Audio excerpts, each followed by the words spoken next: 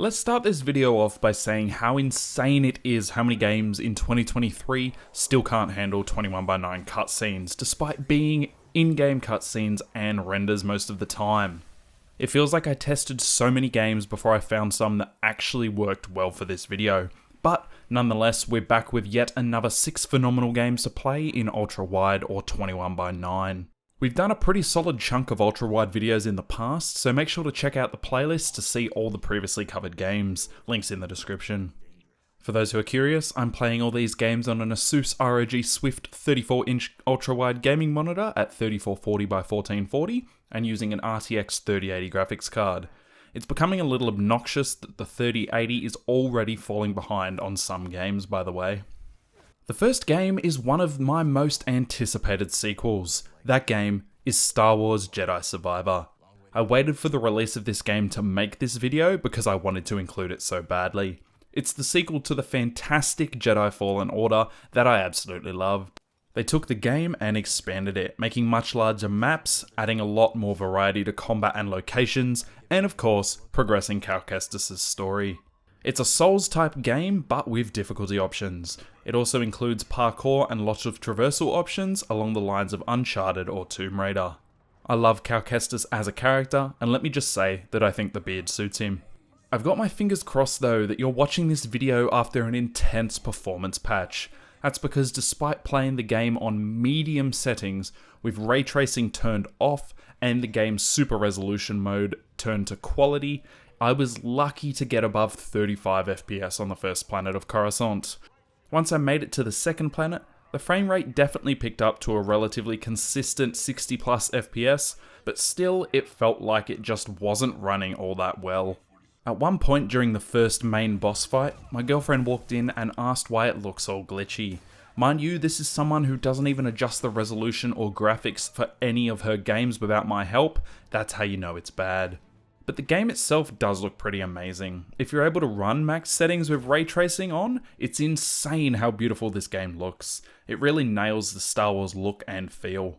The gameplay is of course at 21:9, as well as the main menu and all the other menus in the game that I saw. The cutscenes are at a literal 21:9, meaning tiny black bars on each side of the screen and hardly noticeable. And there is one pre-rendered 16:9 cutscene at the start of the game. The game is also an aggressive 130GB download on Steam, so I hope you've got space for it.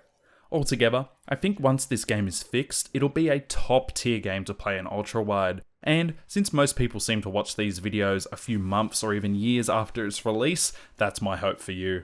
But until then, I suggest you wait until the game is patched, and if you haven't played Fallen Order yet, maybe jump onto that one first. Guard the cliff, crush the locals, look at the scenery. Nobody's getting past me, not without a blaster hole in him. I wonder if I'll get promoted for doing such a good job. Then I'll get the other droids to guard the cliff. Oh, but then I won't see the scenery. Now that's a dilemma. Dilemma solved.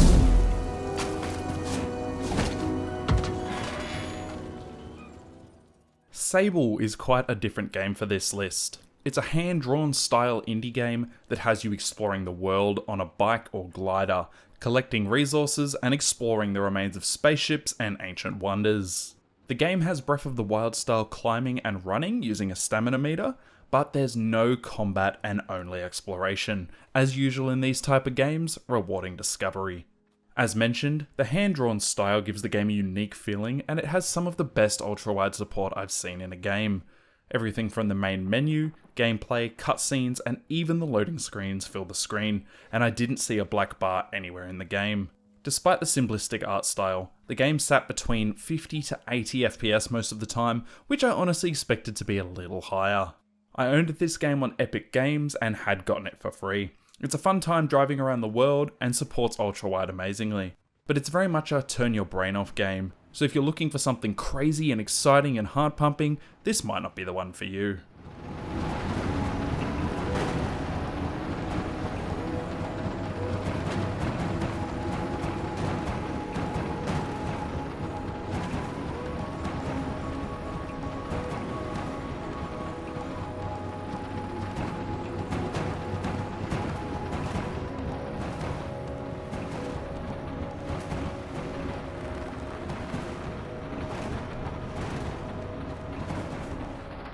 This next game is on Game Pass, and that game is Atomic Heart. This game is obviously heavily inspired by the BioShock games. This first-person shooter throws you up against rogue robots that have turned against their Soviet creators. You will instantly get BioShock vibes upon jumping into this game, and that is not a bad thing at all.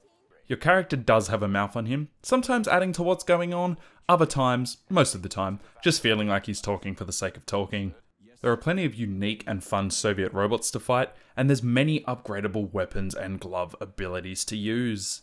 It's not a particularly easy game, at least not for me apparently. I got domed multiple times by even the most basic enemy robots. The vibe of the world feels pretty amazing and unique, with a 1950s style involving Soviet architecture and sci-fi technology elements. I also hope you're excited to be SA'd by a talking fridge.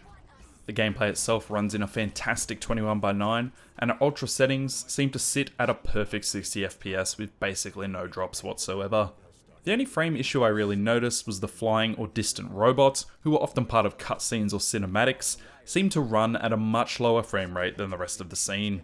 Speaking of cutscenes, the few times where the camera is taken away from first person, the resolution seems to drop to a literal 21:9, meaning that there are tiny black bars on either side of the screen, but it doesn't seem very common. The main menu also seems to be at 21:9, making this game a pretty fantastic game to play in ultrawide. Major, the drove is initiating combat maneuvers. Initiating what? For real? Watch out! What am I supposed to do about For your it? safety, What the? please do not unfasten your seatbelt Shit! until the vehicle has come to a complete stop.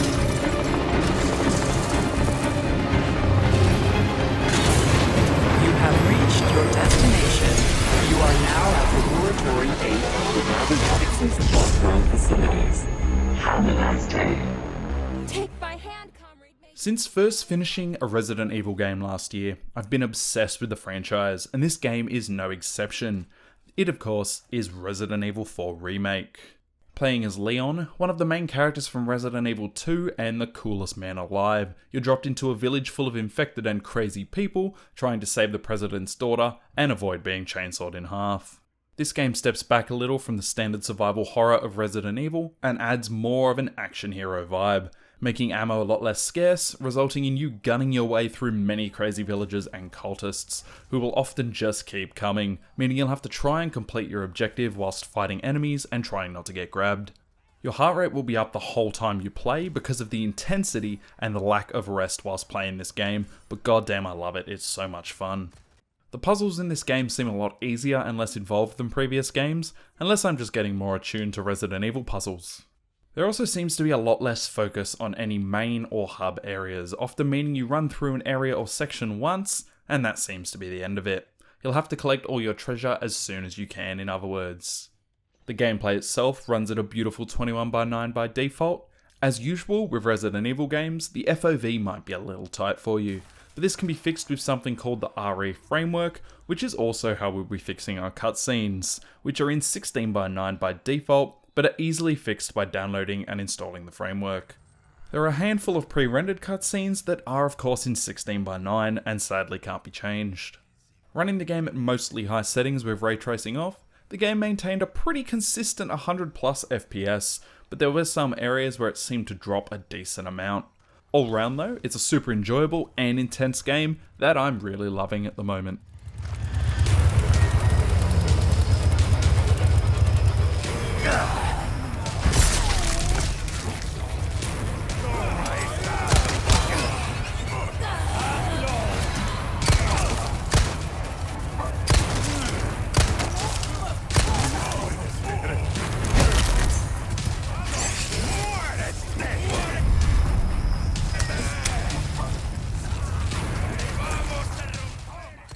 Another Game Pass game is up next, and it surprised me quite a lot.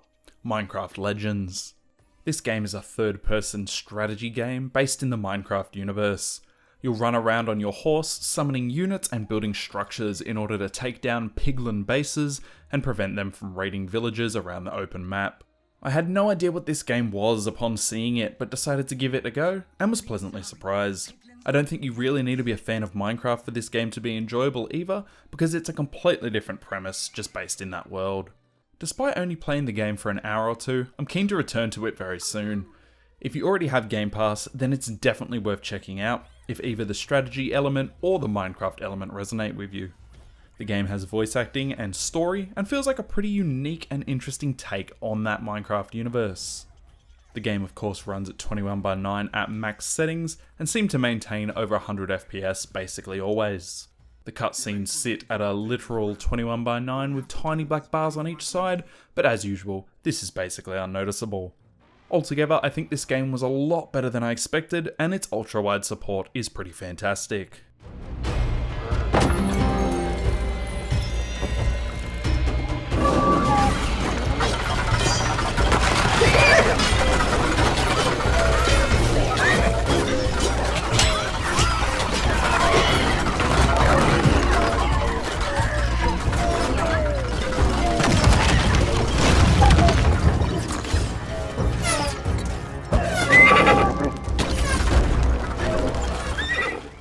The final game we have was my most anticipated game for the year, Hogwarts Legacy.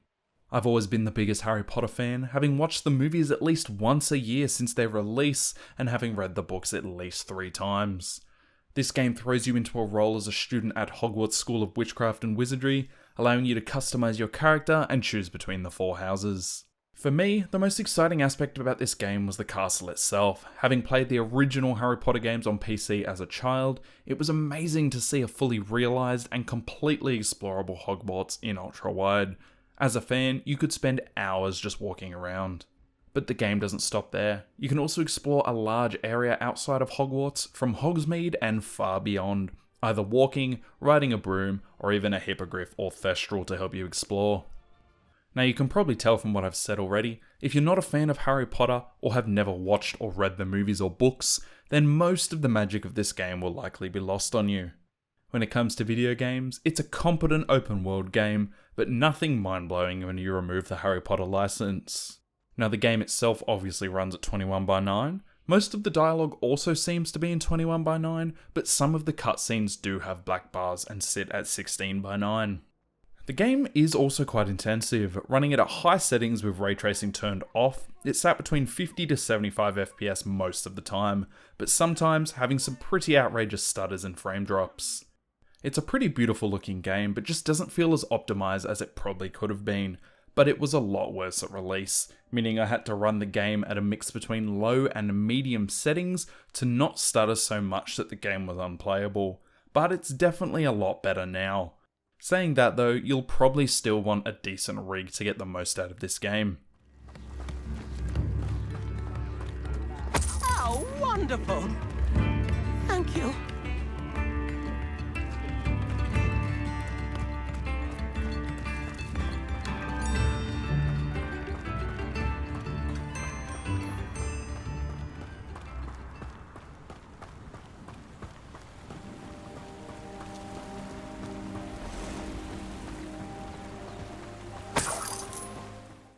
And there we have it, 6 phenomenal games to play in ultra-wide or 21:9. If you've enjoyed, please make sure to leave a like and comment your favourite ultra-wide games in case I've missed any, and peace out.